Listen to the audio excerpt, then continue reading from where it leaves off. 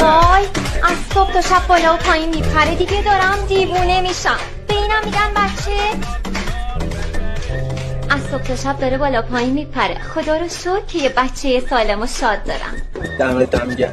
ماشه که مانه بچه بشم مانه. وقتی شوهرم از سر کار میاد خونه همینجوری میفته جلوی تلویزیون، باهاشم که حرف میزنی انگار نه انگار. اینم شد زندگی.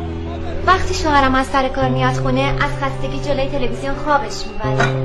فکر کنم امروزم کارش خیلی زیاد بوده. بابانی؟ خونمون خیلی کوچیکه، خونه که نه، قصد لونه مرده توش آدم نفسش بند. خونه ما کوچیکه ولی خیلی باصفاست.